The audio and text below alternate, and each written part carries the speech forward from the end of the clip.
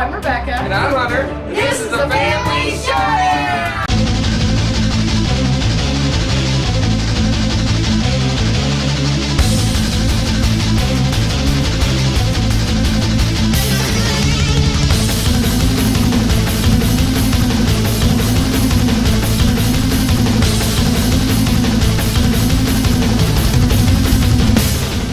Howdy folks, welcome back to my top 100 games of all time. Today we're looking at number 90 to 81. These are some amazing games. Let's look at the lists and see what we got here. We've got 6 new games on this section. 6 out of 10? Wow. 6 out of 10. One of them, new game to the list, I played before. So it's not a new game, but I played it before. But it's new to the list. But it's never been on my list before. Okay, because I was going to say for a second there, that didn't make sense. All right. So okay. You ready? I'm ready. You ready? Bring this. All right, let's reveal the fun. My number 90 is Jorvik. Ooh. Or Jorvik. Jorvik. Jorvik? Jarl. Jorvik. Jorvik. Stefan Feld goodness. The first Feld on the list. There might be more. There will be. There'll be more. There might be a couple more Felds on my list. Like Jorvik is a card drafting game that is so mean. That's why it's cool. So it's got a cool drafting mechanism. Basically, when you bid for a card, you put a worker down, and that card costs you 1 at that point. Then someone can come along behind you and put a worker behind your worker. Now that card is going to cost you 2, but you can pass and then they get it for 1. But then you can come around and put another worker down, and now it costs you 3, but you can pass and they'll get it for 2. But if they pass, then you get it for 1, etc., etc., etc. So it's very mean, especially when the other player is low on money. You can be very, very mean in this game. But all in all, it's kind of a resource management kind of tableau building game. Just a fun little, I consider it pretty light Feld game, but it is definitely lighter, interactive. Very interactive. This is probably the most.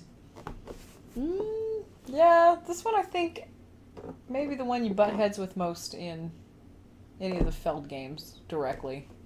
Probably, yes. Because, I mean, you'll indirectly do things like snipe things from people and stuff, but this, man, you are completely preventing people from getting cards and things to help them develop and build their engine up. Yep. I mean, this, you can just steal it right out from under them. Still, it's somewhat indirect because you're not really like destroying their buildings or anything like that. But it's really, you're like, it's pretty mean. Yeah, but it's kind of like, system. Oh, you like that? How about now? You gonna be able to build that now? Yeah, okay. See? Exactly. Something like close. that. It's pretty close to destroying your buildings. Or you can have this back, but it's gonna cost you 2 now. Okay. Like that game. Yeah, what she said. It's pretty fun. My number 90. Jorvik. Do we need to... I really think I should get you some little cue cards with giant numbers on them. New to the list. New to the list. You're gonna ignore me. My number 89. Getting cards. It's not new to the list. It is a Royals. Ooh. Royals. Area control game of funness. It's got, basically it's area control. You're going to different regions of Europe. Mostly Europe? Is it all Europe? But anyway. Oh my goodness. And you're basically putting influence in those areas. So you're trying to influence those areas, but at the same time you're also influencing nobles in that area. And the nobles, you basically have a kind of a area control on the nobles almost. Whoever has the most influence on each type of noble. So there's nobles scattered all over the board in different areas. You get the most in that, you get points as well. So it's kind of 2 levels. You're influencing regions and you're influencing noble types as well. It's got a card drafting similar to Ticket to Ride. You just take some or take some randoms. You can use sets of cards as wilds. It's got a great euphemism too. What? Well, if you have to go to church, remember, that's pretty much you died. Oh yeah, I like that. If you outbid an area, basically you can push a noble off. You push them off into the church or something. It's like he's dead. Into the graveyard. Yeah, the church graveyard. Yeah. But no, this is a good introductory level game for area control. Yep. Plays 2 to 5, pretty quick, about an hour to play. Super easy to teach. And very fun. So. there you go. My number 89, Royals, and it dropped 32 places from 50. I think it had the shiny new feel when we Yes. first played it, and that's why it was so high. Yeah. And it's a lighter game. And the lighter, games, yeah. That's true. So for a light game to stay high on my list, it's going to have to be super, super duper solid. Yeah. And there's a few of those. Cool. All right, my number 88 is not new to the list. It's one of Rebecca's go-to gateway games, and that is Ink and Gold. Yay! It's still in your top 100. That makes me so happy. I like this game. It's fun. It's press your luck. It is. I like press your luck. That you don't usually Press your luck game plays a lot of players really quick. You This is a regular in our annual board game tournament. I think it's called Diamant now, or it was previously called Diamant, but there's another version called Diamant that's very similar to this game. I think it's the same with different components.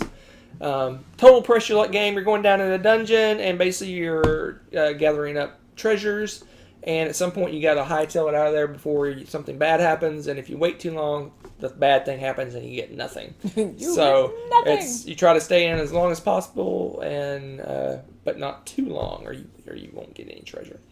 This is a game where I press my luck and press my luck and press my luck and press my luck, and either I make tons of money and wins the game, or I don't make much money at all, and you don't land anywhere in the middle in this. You always are either the best or the absolute worst of this game. It's awesome. 70 treasures or 3. There's no in between. Yep. But I love going and staying in, and everyone's gone, and you just keep going, because if you're in there by yourself and you keep pressing, you get all the treasures. Yeah. Like you get all the treasures yourself. You don't have to cards. split them with anybody. But invariably, a spider gets you and you die. That's one way to look at it. So my number 88, Ink and Gold. It dropped 28 places. Wow, it was still really high last year. That's cool. It's a good one. Eventually, we're going to have to buy a new version of that game because it has been so loved. You can actually see that the cards are losing their color. They're so worn out. We've played that game 100 times. Oh, probably. I played it 3 times just last week with students. I mean, it's a great teach them quick game. Right, so my next game, the only reason it's hanging on the list is because I enjoy playing this with family so much. And that is Mysterium! The girls love this game. They do love this game, much. and their love of this game bleeds over to me. I like to play in this. I especially love being the ghost. So basically, you're a ghost, and you know you're a good ghost. who committed the crime and where they did it and what weapon they used, a la Clue. And you have to give people dreams or visions on how to figure out who the people are. And you only do it through cards. You can't talk. You just give them a picture, and they have to use that picture to deduce what the different item, place, and person is. It's just so much fun. The girls get a kick out of it. Katie played the ghost, and oh gosh, that was so funny. Had a blast doing that. She had a blast playing that. So this one, I think the family's love of this game is what keeping this solidly on my top 100 is. Yeah, because it's kind of a weird theme, and I don't know. Yeah, it's like a tricked up almost Clue thing, right? You're trying to figure out the whodunit. But yeah, there's some appeal with the racing against the clock, and you actually have a clock that you're racing against too. So yeah, Nessa plays this too, and she really gets into it. Yeah, she does. She likes discussing. She especially likes discussing other people's cards. Yeah, not so much hers. So that's my number 87. It only dropped 11 spaces. Wow. So from 76 to 87, that is Mysterium holding strong, holding on. Because the family loves it. They do. That's pretty good. All right. So where am I at? 86. Number 86 is the second feld. Here comes another feld. Already? You may see lots of these, and this is Luna. Luna. It is new to the list. Brand new. Where you are... The moon. The moon? No, there's a little castle area, castle area. There's always islands scattered around it, and you're using your workers to, whatever they're called, to influence the different areas on the island. You get special powers, but there is a bad person going around, and a good guy, moving around the island, and if it lands on your spot, then you don't get any benefit, and bad things happen. But there's also a positive, the priestess, the priestess. La Luna. No, just kidding. If she lands on the spot, then you get super bonuses. Whoever has control of the island, and it's basically area control. But at the same time, you're inside the castle. You're an influence on those areas as well. There's a cool timing mechanism with the little guards marching around the castle wall, and it kind of decides how long the game's going to last. You got to kind of stay ahead of him on the wall. So it's got a lot going on. It's got a fun little game. Fairly quick to play. It's less than an hour probably to play this one. Is it? Oh wow! And just a fun little game. Yeah, the one I like about this is you finally get your little island built up, and you've got all you this, get abandoned ship. Yeah, and you're like, the bad guy's coming to abandon ship, and you got to get everybody out, and it's not exactly a piece of cake to move a lot at once, so you need to plan that ahead of time. Yeah. But then you're losing out on the benefits, so you're like, yep. Sometimes you just gotta stay on the island and get the benefit and just die. Have him land on you. Yeah. But yeah, but they move in a predictable pattern. You know in advance where they're going to go next turn. Well, one turn in advance, basically. You know where they're going to go. So, that's my number. What number is it? 86. Luna, new to the list. A new game for us this year. So new to the list. 86. What are you marching down? What is this? What's your next number? Oh, thanks. My number 85 is one of the 3 games. Was it 3 games that aren't new to me that made the list for the first time? Really? There are 3 of them. I think there was 3. Hold on. Oh my gosh. Hold on. Nerd. Yes, 3 games. 3 games? So this game, and what's funny is we haven't played it recently either, but it shot up on the list because we talked about it at length. We did one of your random reviews of it. And that during our brought it back for you. We did some live Q&As and stuff, and she did a random review of this game, and it reminded me how much I love this game and how much we laugh and enjoy ourselves while playing it. And that game is The Adventures, the Temple of Chalk. This is the game that really is Indiana Jones in a box. But the thing is, we haven't played it in a while. I really want to play it again. But the thing is, hysterical. Every game when we play is so funny. We end up laughing and joking and making fun of each other. Because someone dies or something. Because the way the game works is you're down in a dungeon and you're basically running through it, and there's this boulder rolling behind you, just like in Indiana Jones. Right. And you're grabbing up treasures as you go to try to make the most money. So whoever gets out with the most treasure wins. But as you pick up treasure, you run slower and slower and slower. And there's a wall in one room that closes on you. No, really, you actually move it towards you as you're... And then there's a room of lava. That you either can go around it, or you can go across it. But in the first room where the wall is closing, you can do some research to figure out which tiles are not going to collapse. Gosh. It's all kinds of crazy. Well, there's like a bridge that the pieces are falling out, so eventually you might just end up in the river, which if you have too many treasures, you're not going to be able to swim through. You have to drop treasures to be able to swim. So invariably, you get out of everyone dies, which happens often, or you get out with you have one little piece of treasure and you get out and you end up winning. It's pretty awesome. It's pretty fun, hilarious game. Yeah. Like I said, I forgot how much I enjoyed it until we sat down and reviewed it and talked about it. I'm like, oh wow, that game is a lot of fun. And it's not like an amazing game, like crazy great mechanics or anything. It's just a laugh out loud kind of game. It's pretty awesome. I don't know. So that's new to the list. Never made my list before. That's number 85, The Adventurers, The Temple of Chalk. Good one. All right. That's a good one. So moving on, a new game to the list. Brand new game. Fairly almost brand new game for us, and that is Caverna Cave versus Cave. Good so this is the two-player only version Yeah. of Caverna. And it kind of takes the agriculture piece and kind of throws it out the window. And that's why it's called Cave versus Cave, because you're only doing the cave part of Caverna. So you're building buildings, but you have to actually excavate your cave. You have to clear out the rubble out of your cave. And it's got a cool mechanism, because as you clear that rubble becomes new buildings that you can purchase.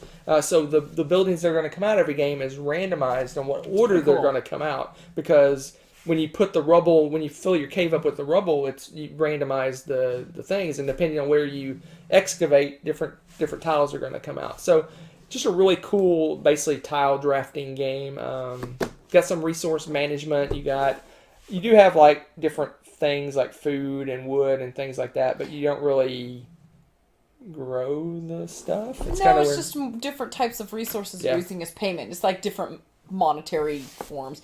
But I think I kind of like the little sliding scale thing with that and keeping track of it because you can really build up with those. But just in general, the concept of making a 2-player quick throwdown version of this was brilliant. It's just so much fun. You can't play this 1-player, but 2-player version takes about 40 minutes. Caverna for us, set up, tear down, and play is probably 2 hours-ish. Yeah, for the whole thing, start to finish. And we have an insert to help speed that up, too. So this one you can knock out in 40 minutes, but then it is, you're not doing as much as you are in Caverna. But you still get the taste of playing Caverna without, like you said, all the time, the extra time and everything. So yep, I like this one. It's fun. Like I said, I really like the way the tiles come out where you excavate your cave. Yep.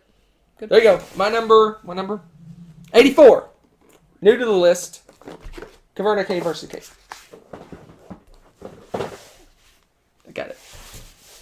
My number 83, another new game to the list. And that is Chwa. Ooh. Chwa. So this one is basically dice drafting. You use the dice to fire off actions. Okay. Yeah. You go and influence different areas of the board. You're trying to build a cathedral. You're doing lots of different things. Bad events are happening. You don't want to be the ones that get the negative effects of those. Yep. But what I really like it is the dice drafting. You use those dice. The dice aren't really workers, but you use those to fire off actions in different areas of the board, and just a really cool.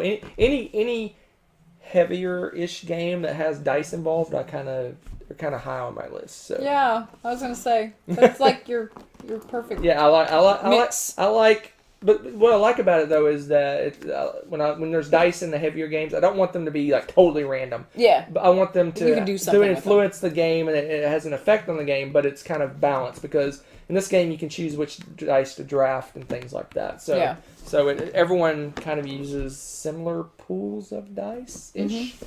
So my number 83. Twa. Dice in a heavy-ish game. We need to play this again soon. We do need to play this one again soon. I love this one. Good one. Like it. Like dice. It's got kind of a boring-looking cover, though. It does have a Euro-y cover. Don't go by that. Otherwise, it'll put you to sleep. Because that's what it looks like. Now, you're to 82 now. Yes, I'm trying to think how to say this. This is one of the few mass-market games on my list. I think I might have 2 mass market games on my entire list. Yeah, but hasn't what's mass market changed a lot because like Target and Walmart have really expanded. Okay, old school mass market games. How's that? Okay. Because so my number 82 now is definition compatibility. This game is greatness. This game is fun. I want to play this again versus the internet just because. Yeah, or we probably need to get your mom and dad. That'd be fun. Play with them. That'd be fun. But anyway, love that. Compatibility. This is the game that is every thrift store in the world. I thought until I went looking for it, and then it was really hard to find. Any thrift store. This game was actually gifted to us from one of our viewers. Yep. Thanks, guys. You guys are awesome. We got to hang out and play games with them at Dice Con. Yeah. Yeah. Yep. So that was awesome. So this was gifted us. We've played it. We played it versus the internet several times or 2 times. Well, we played it versus the internet. Didn't we just do it once? Did we do it once? I thought we just did it once through. So that they could do it. We did the full game though. I think you're right. Yeah. So it's just fun. Basically, what you do is the way the game works is you flip over a topic card, and it can be any random topic, and then everyone picks like their top 5 for that topic based on a deck of cards. Everyone has identical decks, and you pick the 5 cards that you think relate to that topic to you, have the most meaning for that topic, and then you rank them from 1 to 5, and then you compare it with your partner, and you basically score points. If you got the same card in the same place, you get more points, or if you got the card in different places, you get less points. And basically, you do that a certain number of rounds. I think there's a score track, and whoever gets to the end of the score track first wins.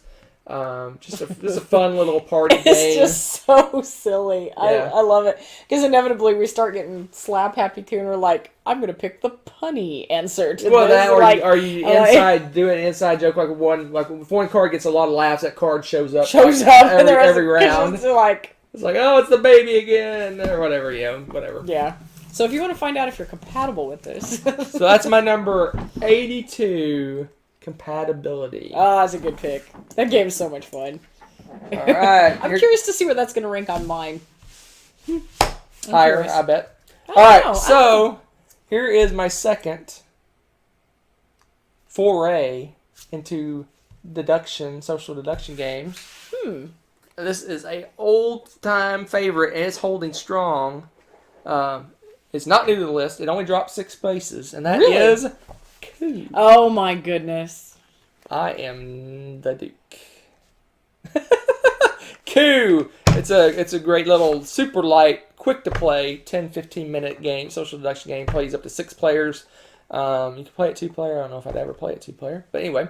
So the way it works is you're given 2 roll cards face down. No one knows what those are, but you can look at them and you know what they are. And then when it comes your turn, you can take an action, whatever action you want. You just have to claim that you're that role, and you don't even have to have that role. So different roles give you different actions. So let's say I come around to my turn and I say I'm the Duke because I want the ability of the Duke.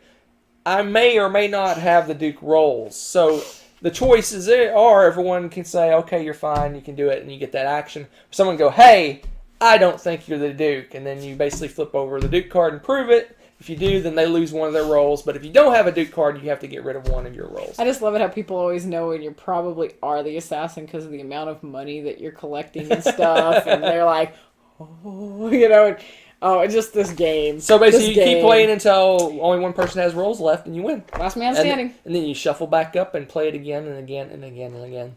So because that's usually how that goes. Yeah. So this is just a really fun, light, super easy to teach social deduction game. Yes. Coup's awesome. Love me some Coup. That's it. That's my number 81. Only dropped 6 places, like I said, holding strong. Wow. That's pretty awesome. So there you go. There is the next set of 10. We breezed right through those. You did. You had some good picks in there, too. So yeah, lots of new games this time around. Next time around, not very many new games. It's all old school stuff that hung on. So look forward to that next time when I do my number 80 to 71. Bye.